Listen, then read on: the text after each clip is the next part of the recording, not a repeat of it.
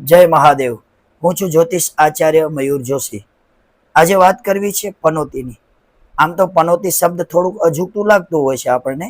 વારંવાર ક્યારેક કામ અટકે એટલે આપણે કહી દઈએ મારા ઉપર હાલ પનોતી ચાલુ છે. પણ એવું નથી હોતું કે પનોતી કેવી રીતે હોય છે એ હું તમને સમજાવીશ.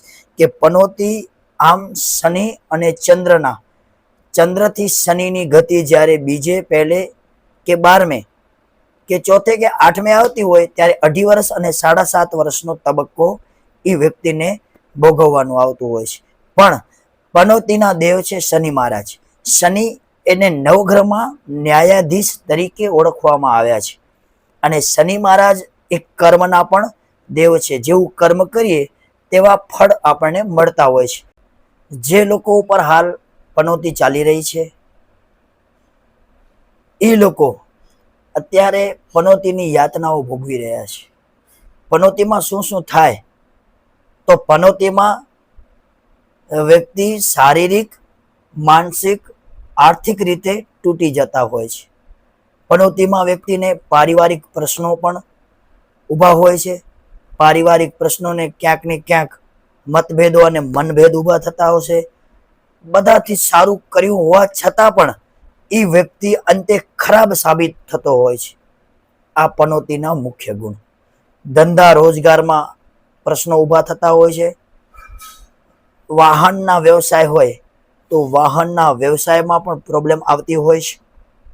આમ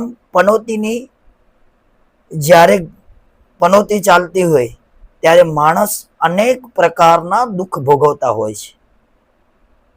તો હાલ કઈ રાશિ ઉપર પનોતી ચાલુ છે?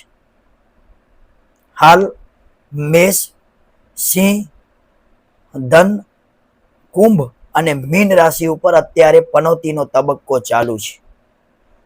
આ જે રાશિઓ છે એ રાશિઓના જાતકો અત્યારે ખૂબ જ કષ્ટ સહન કરતા હોય છે.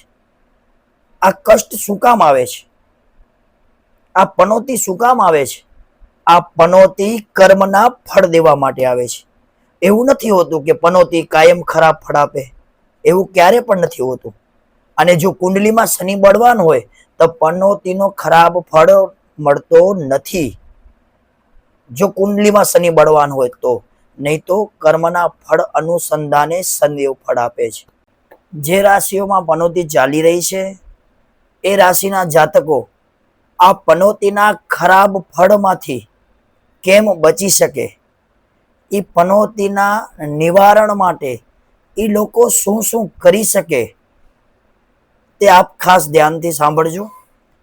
કારણ કે પનોતી એ બહુ દુઃખદાયક હોય છે અને એનામાં એટલો કષ્ટ આવતો હોય છે. આ જે લોકો ઉપર જે પનોતી ચાલુ છે એ લોકો એના નિવારણ માટે હનુમાન ચાલીસાનું પાઠ કરી શકે, બજરંગ બાણનું પાઠ કરી શકે, નિત્ય હનુમાનજી મહારાજના દર્શન કરી શકે. ત્યાં હનુમાનજી મહારાજના મંદિરે જઈને શનિ સ્તોત્રનું પણ પાઠ કરી શકે. શનિ મંદિરે જઈ શનિ સ્તોત્રનું પાઠ કરી શકે.